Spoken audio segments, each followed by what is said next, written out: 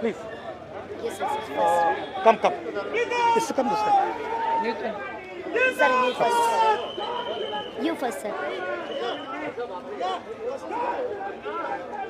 भैया प्लीज. नमस्कार. Good afternoon.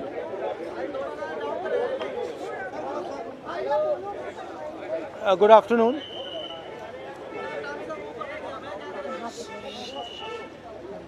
जो हमारे यंग प्रोटेस्टर्स हैं उनसे, भैया प्लीज़ शांत हो जाइए, डिस्टर्ब मत कीजिए.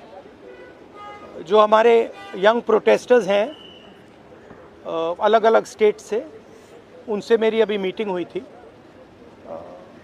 डिस्कशन हुआ था, फ्रैंक डिस्कशन. सबसे पहले मैं इनके जैसे जो हज़ारों यंगस्टर्स हैं इनका और उनका धन्यवाद करना चाहता हूं कि ये कॉन्स्टिट्यूशन के लिए लड़े, एजुकेशन सिस्टम के लिए लड़े और इंडिया के फ्यूचर के लिए लड़े. मेन डिस्कशन वायलेंस पे था, हिंसा पे था, और इनका कहना है कि इन्होंने किसी पर हिंसा नहीं की, मगर इनका नॉन स्टॉप हरासमेंट हो रहा है, इनको धमकाया गया और इन पर लाठियां चलाई गई, इनको मारा गया. तो मैं चाहूँगा कि दो शब्द ये भी बोलें. बहुत अच्छा लगा क्योंकि मेन बात इन्होंने बोली कि देखिए, जब अन्याय होता है, चाहे किसी और पे भी अन्याय होता है, एज ए सिटीजन हमारी जिम्मेदारी है कि उस व्यक्ति को हम प्रोटेक्ट करें, उसकी रक्षा करें. और ये मुझे कॉन्स्टिट्यूशनल वैल्यू लगती है, नेशनलिस्ट वैल्यू लगती है. I am very proud of all of you. I am very proud of every single young person who has done this. You have done nothing wrong, and the question of accepting your apology does not arise. You do not have to apologize to anybody. You have not done anything wrong. I'd like to say two words in English. We had a freewheeling conversation with some of the young protesters. They mentioned to me how they were assaulted, beaten, threatened.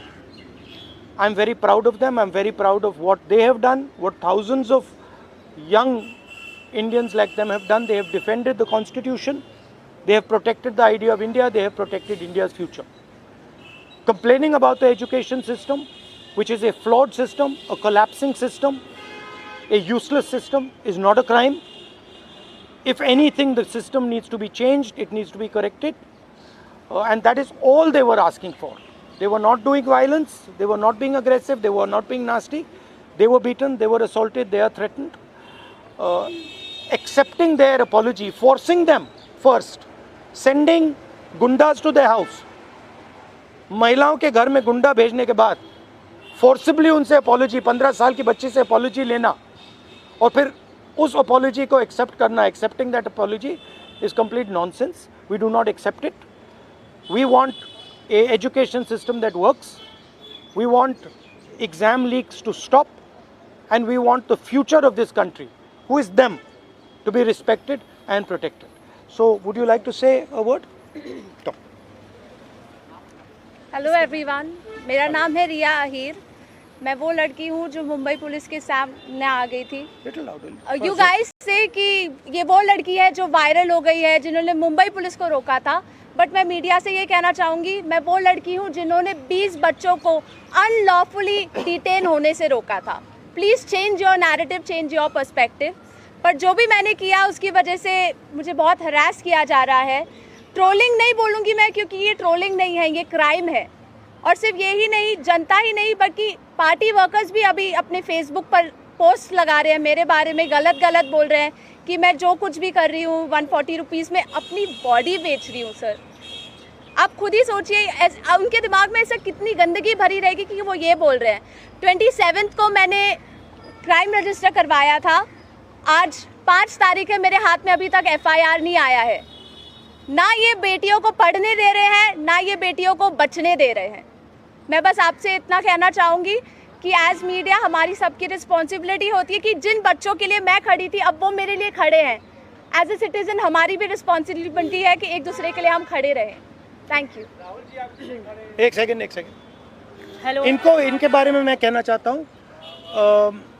इनको pellet gun injury हुई थी, ये थोड़ा आपको बताएंगे कि कहा जा रहा है कि पेलेट गन यूज़ नहीं की गई, ये आपको थोड़ा बताएंगे। मेरा नाम नूतन टोप्पो है और मैं झारखंड से बिलोंग करती हूँ। और प्लेट गन मैं अपने आँखों से देखी थी कि हमारे साइड गन पॉइंट किया हुआ था और जैसे ही मैं मुड़ती हूँ ऐसे पीछे से मुझे गन फायर किया गया और मुझे पता, अच्छी तरह से पता है मुझे गन से ही फायर में लगी है, प्लेट गन से ही लगी है, बस मुझे ये पता है। पर जब देश में जंतर मंतर में 20 तारीख और जब अन्याय के खिलाफ हमें खड़ा होने का मौका मिले हम खड़ा होंगे जरूर। मैं फरानाज उत्तर प्रदेश से आई हूँ। मैं एज अ ग्रेजुएशन स्टूडेंट हूँ, लेकिन हम जब 20 तारीख को जंतर मंतर पे एकदम पीसफुल होकर प्रोटेस्ट कर रहे थे, ये पुलिस के गुंडे बहुत बुरी तरीके से हमको मारे। इतने बुरा इंजर्ड करने के बाद में ये लोग हम लोगों पे ये बोलते हैं कि अगर आप कार्रवाई करोगे तो हम लोग भी डायरेक्ट कार्रवाई करेंगे। देन उसके बाद भी जब इनसे ये नहीं बना तो ये लोग कहने लगे, ये पुलिस का कहना था कि इनका नाम क्योंकि मुसलमान नाम से इन लोगों ने जज किया कि मैं फरानाज। पहले इन्होंने मुझे मारने के बाद बस में बिठाया, 3 घंटे तक लिटरली रखे और फिर उसके बाद बोलते हैं कि नाम क्या। मैंने कहा फरानाज। इनकी लिस्ट अलग बनाई जाएगी क्योंकि ये लोग देशद्रोही हैं। तो सर अगर हम लोग शांति से प्रोटेस्ट कर रहे हैं, क्या हम देशद्रोही हैं? क्योंकि हम लोग नॉर्मल लगा रहे थे वंदे भारत और भारत माता की जय, उसके बावजूद भी हम लोग को मारने के बाद देशद्रोही बोलते। तो ये इन्होंने हमारे साथ किया। उसके साथ साथ सोशल मीडिया पे लगातार आ रहा है कि अरे ये लोग सिर्फ देशद्रोही पना करने गए थे। तो मेरा यही कहना है कि अगर आप लोग इस तरीके से करते रहोगे, लेकिन हम लोग बाज नहीं आएंगे। हम हक के लिए, अपने देश के लिए हमेशा खड़े रहेंगे। जय हिंद, जय भारत। मेरा नाम भरत बानाइत है। मैं नागपुर से आया था जो जंतर मंतर के लिए प्रोटेस्ट किया था।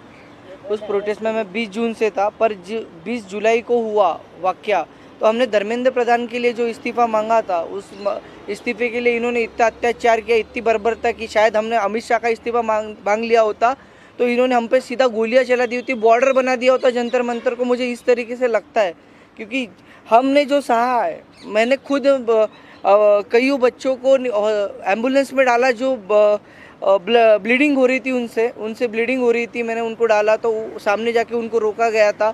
उनको रोकने के बाद उनको फिर जिनके सर पे लगी थी उनके पैर तोड़े गए और जिनके पैर टूटे थे उनके सर फोड़े गए, हाथ तोड़े गए। मतलब इस तरीके का वाक़या हमने देखा और अभी तक ज़िंदगी में मैंने ये ऐसा दिन कभी मैंने अपने ज़िंदगी में नहीं देखा और ये मेरे ज़िंदगी का ब्लैक डे था और ये ज़िंदगी में किसी के नहीं आना चाहिए। इसलिए सबने एक साथ सब खड़े हुए और जैसे मुझे मारा गया तो लोग मुझे देख के आए, पर अभी हमें लगता है कि उस दिन अगर हम रुकते नहीं जंतर मंतर पे तो ये लोकतंत्र का आखिरी दिन होता। यही मैं कहना चाहता हूँ। धन्यवाद। हाय एवरीवन, मेरा नाम मुस्कान है। मैं ज़्यादा कुछ नहीं बोलूँगी, मैं बस इतना बताऊँगी that I was one of the peaceful protesters at Delhi Jantar Mantar. मेरा सवाल बस ये है कि जब मैं शांति से चल रही थी तो पुलिस ने मुझे मारा क्यों? आरएएफ ऑफिसर्स ने मेरे ऊपर लाठी क्यों बजाई?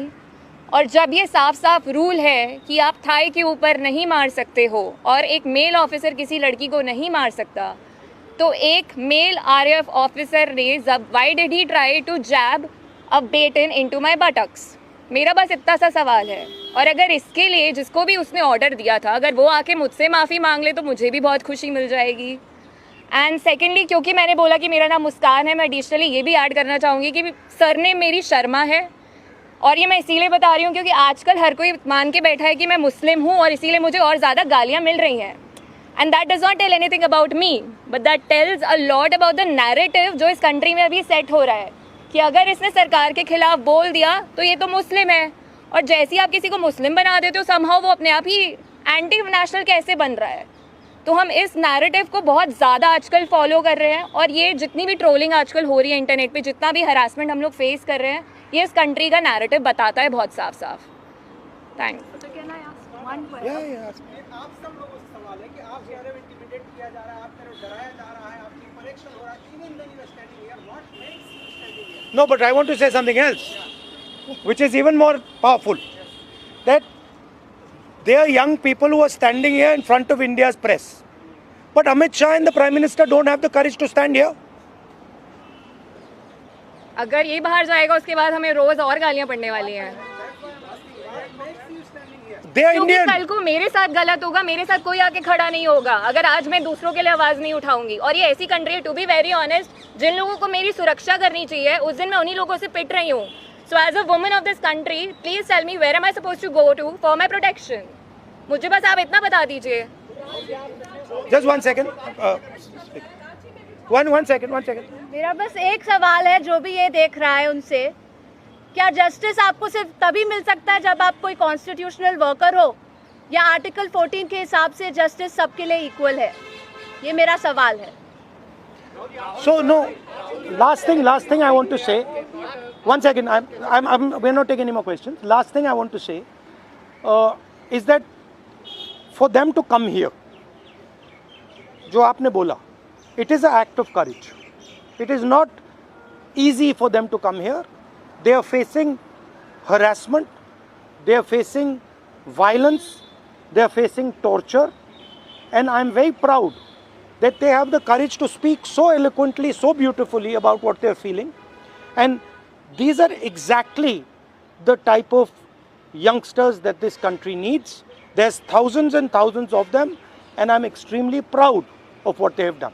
Final thing, the person who is responsible for this violence, the person who has had the pellet gun fire into this young lady, the person who's had the pellet gun fire into that young man I brought here, the person who has turned the police force against this young lady who's asking for their protection is Mr. Amit Shah, is the Home Minister of India. He does not have the decency to come to Parliament. He does not have the decency or the courage to comment on what has happened. And there's only two possibilities.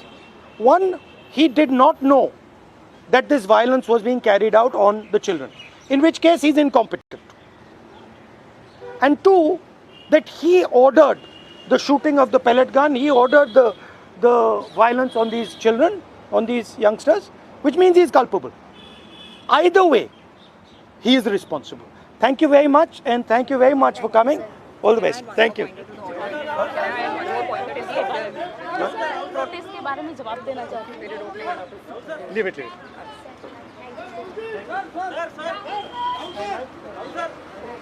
हो गया ना।